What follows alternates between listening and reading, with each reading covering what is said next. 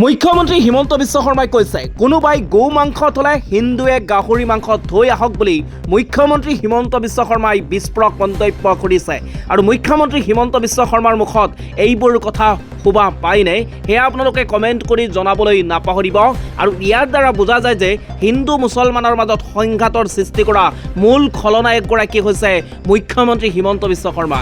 গৌ মাংসক লৈ উত্তাল ৰাজ্যৰ ৰাজনীতি। ইয়াৰ মাজতে মুখ্যমন্ত্ৰী হিমন্ত বিশ্ব শৰ্মাই এটা বিশেষ সম্প্ৰদায় অৰ্থাৎ মুছলমানক উদ্দেশ্য কৰি পুনৰ মন্তব্য প্ৰদান কৰে।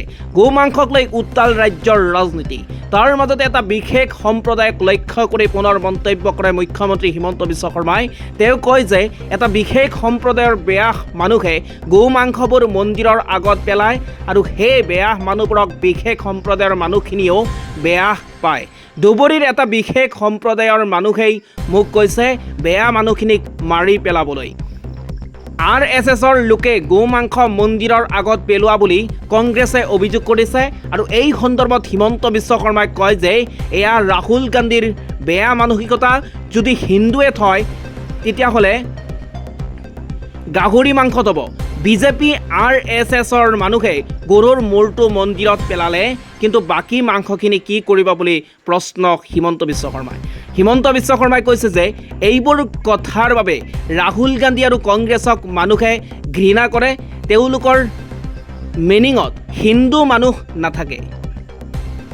ইয়াৰ উপৰি RSSৰ মানুহক গ্ৰেপ্তাৰ কৰিলে বাংলাদেশৰ পৰা অহাবোৰকো গ্ৰেপ্তাৰ কৰিব লাগিব বুলি হিমন্ত বিশ্ব শৰ্মাই কৈছে।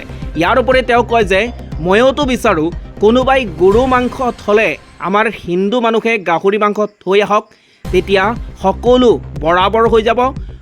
উল্লেখ্য যে ঈদৰ সময়ত ধুবুৰীৰ এটা মন্দিৰৰ সন্মুখত গৰুৰ কটা মূৰ উদ্ধাৰ হৈছিল আৰু তাৰ পাছতেই ৰাজ্যত গৌ মাংস কেন্দ্ৰিক বিতৰ্কই গা কৰি উঠিছে আৰু তাৰ পাছতে হিমন্ত বিশ্ব শৰ্মাই ধুবুৰীত শ্বৰ্ট এণ্ড শ্বৰ্ট অৰ্ডাৰ দিছিল।